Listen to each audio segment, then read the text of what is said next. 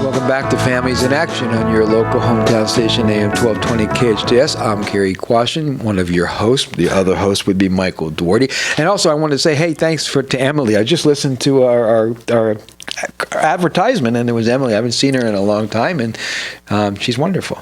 Oh, that's great. And hopefully a success story. Cary. Yeah, there's so many success stories, but if you're just joining us, I want to read this again because, as Mike said, in Sacramento last week, I think 6 people lost their lives to fentanyl. Right. And we've been dealing with fentanyl now for over a year in a vengeance. I mean, it's really very, very, very frightening because of the power of of it. Yeah. And this was a text you got just recently. Well, last night, Sunday. Last night at 11:32 p.m.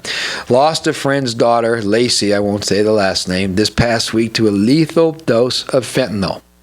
It is tragic what our children are doing.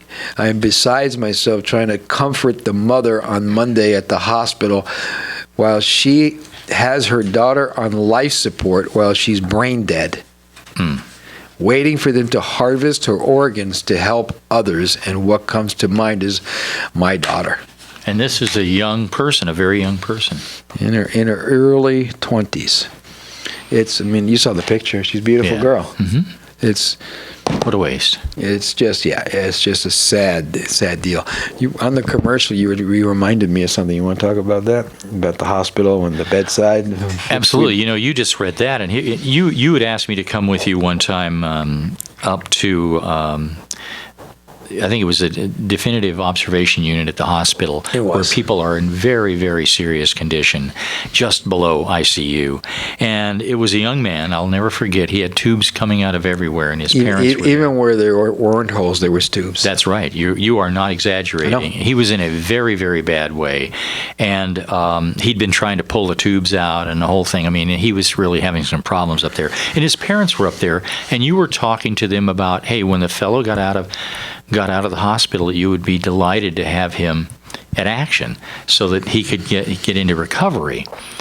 And I'll never forget. We were actually trying to free bed the guy. He didn't even have insurance. We just wanted to help. Yeah. I mean, the kid was in big trouble. And his parents said, no, we don't want him there because he'll be exposed to people who are alcoholics and druggies, and we don't think that's good for him. What happened to that guy, Cary? He lost his life a few months later. Mm-hmm. Yeah, but you know what, Mike? That's not a story that's unusual for me. There's so many people in the years that I've been doing that I've sat talking like this, or to families talking, hey, this person is in trouble, and went to the funeral shortly after. So many.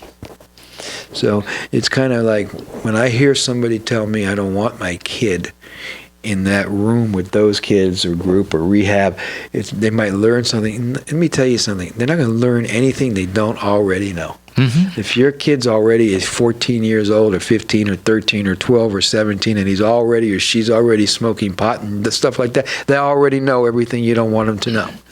It's hit them in the face already. It's not going to be anything they don't know. So that's just a denial and a way for you to put your head in the sand and pretend that my kid's not as bad as the other kids. Okay. Good luck. Right. And let's remind folks that 2 or 3 times already on this program today, we have read stories about where kids that were as young as 10 years of age got their first alcohol. Where was it, Cary? Their parents' alcohol cabinets. That's right.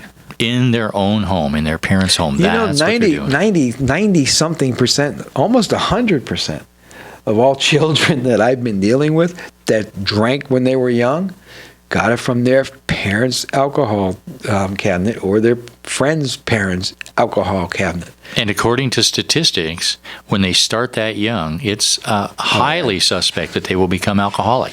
Yeah. Oh, yeah. The odds are definitely against them. And you know what's even just as bad? When I talk to children now about their first time they got high, I'm telling you, a huge percentage of them are finding it in their parents' room. Oh, boy. So it's now it was alcohol they get from the parents' alcohol cabinet. Now they're finding the pot in their parents' room, and almost all adolescents that are getting prescription pills, they get them from either their home or their friend's home. And Cary, there is a thing that's So I guess parents, you guys are drug dealers. that does make them a drug dealer, doesn't it? You don't even know it. And there's this thing you hear from time to time, right? It's and you've heard this before. Parents that say to their children, "Don't do as I do, do as I say." Doesn't sound like that works too well. Yeah, does it? that's one thing that I try to talk about in all my groups is, look at, when we were young and we put on the television, we had heroes. We had people that we looked up to, right? Absolutely. Nowadays, you turn on the television and all the heroes are in and out of rehabs, getting arrested. I mean, They're anti-heroes. They're anti-heroes, right? So what I'm hoping that parents will do is become your child's hero. That's a good idea. Become what you want your kids to be. If you don't want your kids to be a drunk, quit drinking. If you don't want your kids to be come home and take 3 pills to calm down and because they had a rough day, don't take them yourself. They know what's going on. Be the role model you want your kids to be. I promise you, your child's world will be better. And you know what? It's really our responsibility as a parent, isn't it? Oh, sure. It really, really is. Yes. I was dealing with a kid Tuesday night at Action, and on the love note, the parents put quit using dope and blah, blah, blah, blah. And I was talking to the kid outside, and he says, how dare they? And I said, what's the deal? He says, they smoke more pot than I ever will. They drink more booze than I ever will. All I could say to this little 14-year-old kid was, they're adults, you're not. And because they make bad choices, I couldn't clean it up for them. Because they make bad choices does not mean you have to make the same bad choices as they.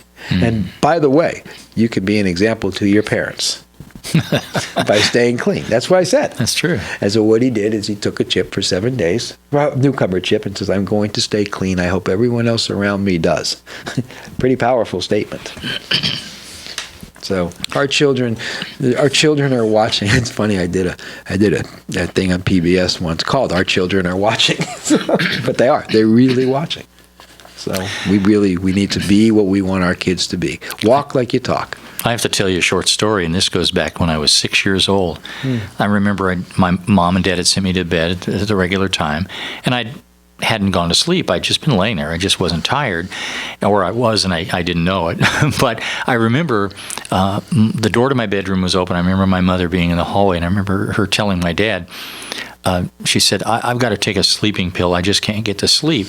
And so I hollered out from my room, hey, Mom, can I have a sleeping pill? I can't get to sleep either. Yep. And my mother said, no, that's just for adults. It's not for kids. And I remember laying there thinking, why is that? I wonder why that is. I don't understand. I can't get to sleep either.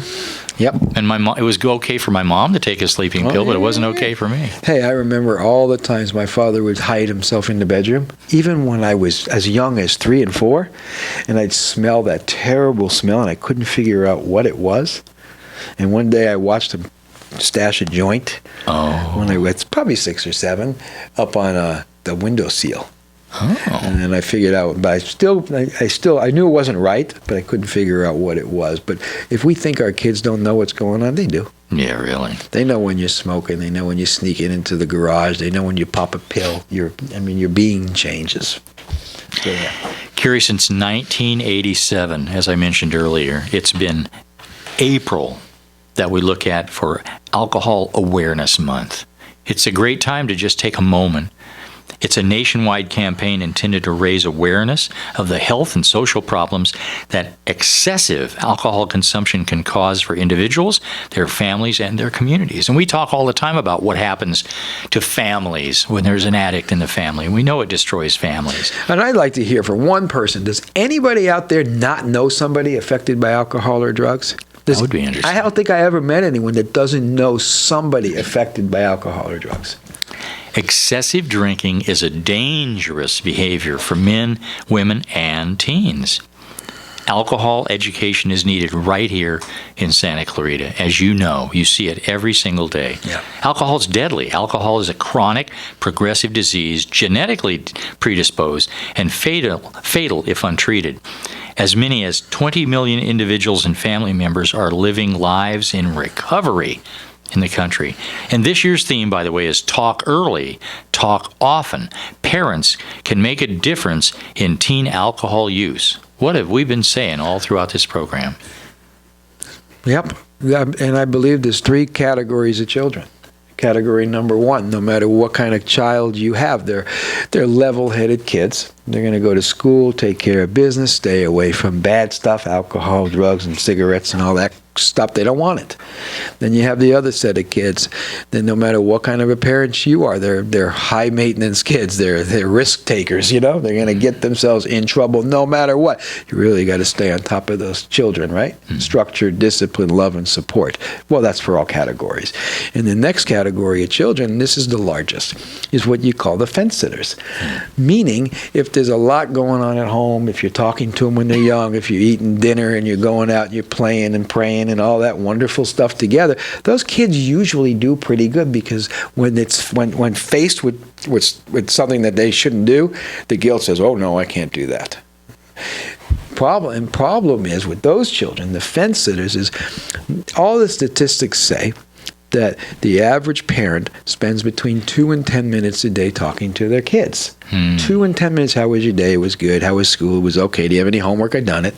And their kids go back to their rooms and they're on social media and doing what they do. The last thing most kids do from 12 years old and up, last thing they do before they go to sleep is check their social media. But I'm going to throw something in here. First thing they do when they wake up is check their social media. So they go to sleep with their friends and they wake up with their friends. But you know what? And you know this as well. Many times they just take their cell phone to bed with them, and they're on the cell phone during the night. They're waking up. They're not going to sleep. They're on the cell phone. You're right. And then they wake up, or they can't wake up to go to school. There's all kinds of issues, even if they're not using drugs. And you've said it before. When they wake up in the morning, the first thing they do before they take a shower, before they have breakfast, before they even journey to the restroom, they check their social media. So that means that social media, peer pressure, friends, now becomes a whole lot more important than any family member, because we got them 2 minutes, maybe 10 in most homes, but their friends got them all day long and all night, and sometimes even more. That is very unhealthy. So it's really becoming a real issue. So when is it too young to talk to your kids? Never. Start talking to them before they're born. Yep. When you grow up, you're going to be beautiful and special, that kind of stuff. And as they're growing up, if you're watching TV and somebody's drinking too much, talk to them about it. If somebody's pregnant at an appropriate age, talk to them about that. If there's some kind of date and violence, make sure you talk about that. There's so many ways teachable moments that we have when it comes to our kids. And by the way, if you're too embarrassed to talk to your kids about drugs, sex, violence, you shouldn't be a parent. And we've said this many times. I hate to say that, but yeah. No, it's a good thing. And we've said this many times. Be a parent now. Be their friend later in life. Exactly. Be their parent now. Don't try to be their pal right now. Oh, I don't want to say that to Johnny because he'll get steamed at me. Let Johnny get steamed. So many parents that come to our groups, they're in such crisis. And at the end of the day, they're in crisis because they don't follow through. And at the end of that day, they don't follow through because they want their kids to like them. They don't want their kids to be mad at them. Hey, we're their parents. We're not their friends. They can be mad at us, right? Do you suppose they're feeling guilty because they only spend 10 minutes with their kids? How are you? Did you eat? Did you have any homework? I think there's a lot of guilt when it comes to parenting. Yeah. Wow. The other problem with that is, and then the kid's 15, 16 and becomes a problem. And then we say, okay, now I'm going to go talk to this kid. We haven't talked to him in 4 years. Ooh. So now it becomes a very difficult task, not an impossible task, but a more difficult task. So my suggestion is never stop talking to your kids. Don't stop telling them you love them. Lie down with them every single night when they're young, all the way up until the day they move. Hang out with them. Text if they're out and about. Text them. Go down to their level. send I love yous and that kind of stuff. Oh, sure.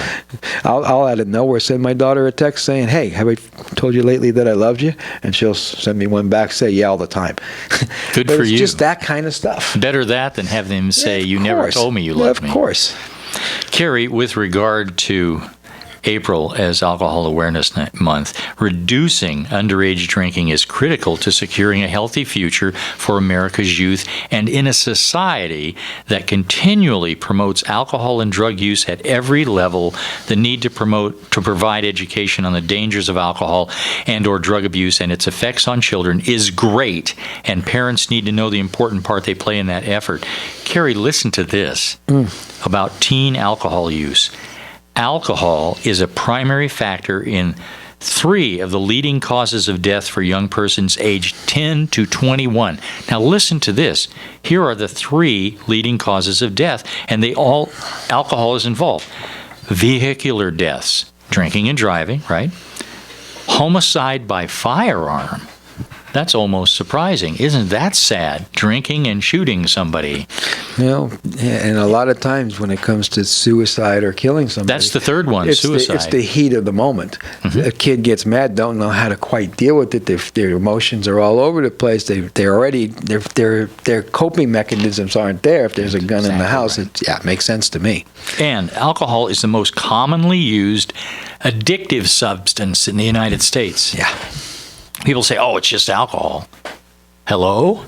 I'll tell you, one of the most deadly drugs there is. I mean, even when it comes to detoxification, and detoxing from opiate, terrible. You feel like you got the flu times 100 on steroids, and you feel like you're going to die, but you won't.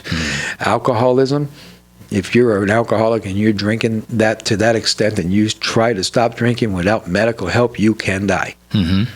Different than most drugs. Yeah, absolutely. In fact, 20% of people who want to get help, want to stay sober, that stops drinking alcoholically, will lose their life without medical care.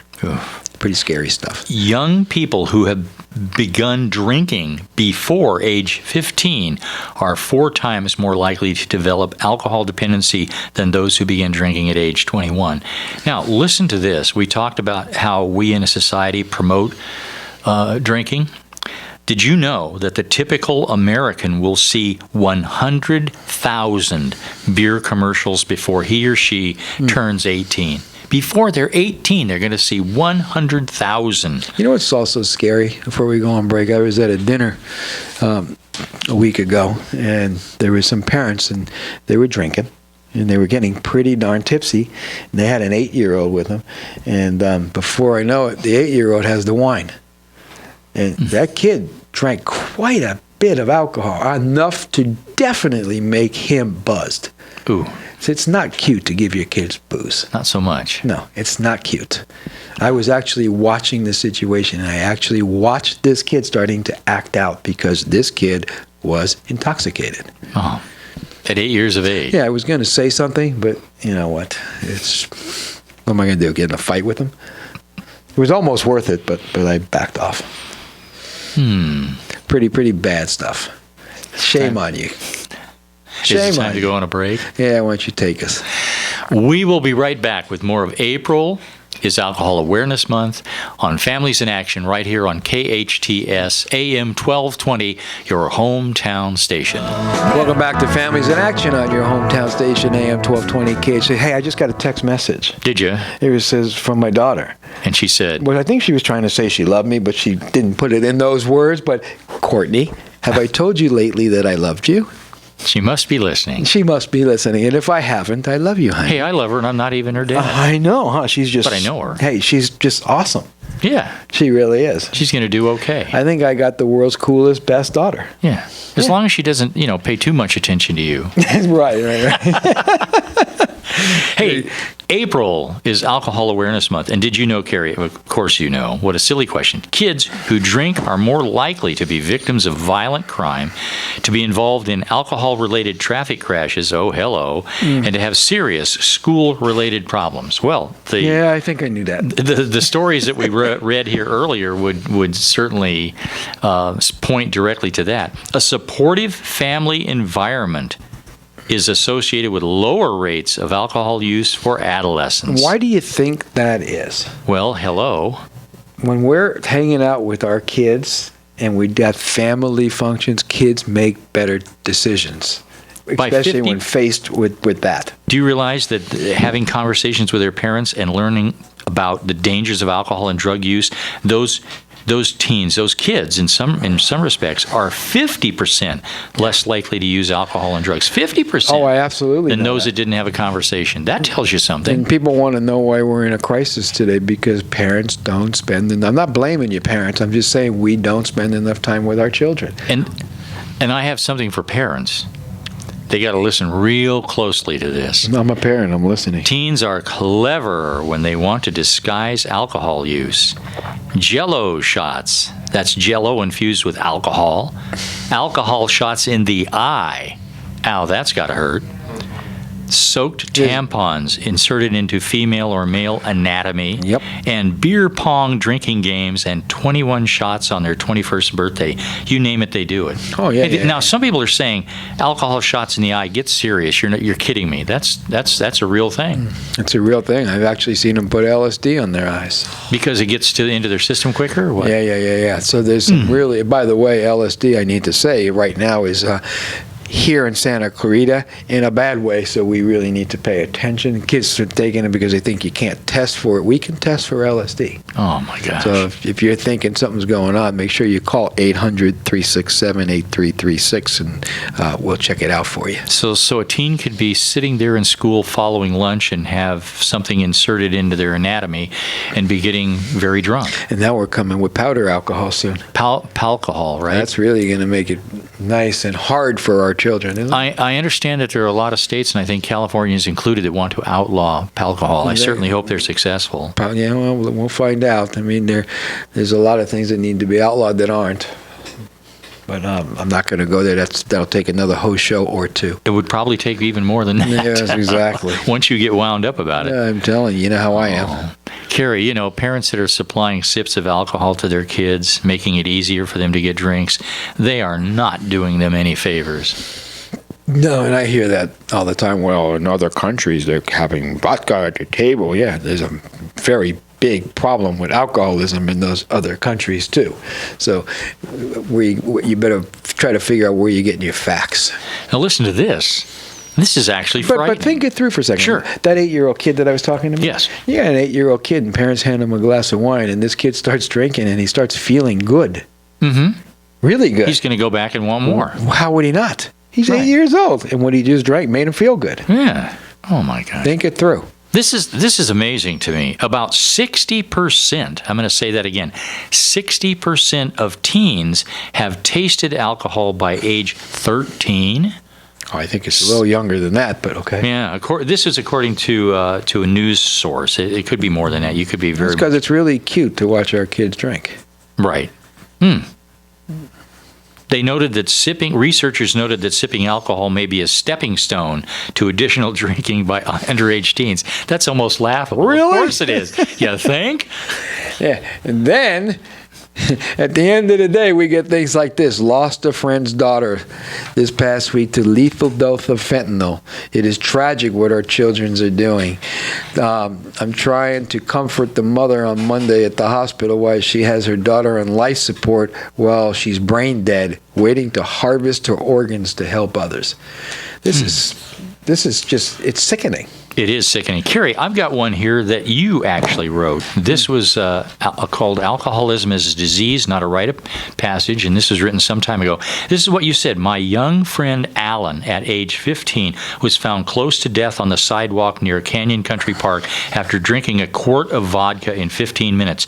Luckily for him, his friends called an ambulance, and his parents, they saved his life. Which they don't always do. That's correct. People get scared, especially kids, and run. So it's time to end the show. But again, I want to say what I said earlier. Parents, be your kids' role model. Be their heroes. Don't be their friends now. Be their friend later. Right. This is Families in Action on your hometown station, AM 1220 KHTS. KHTS till next week.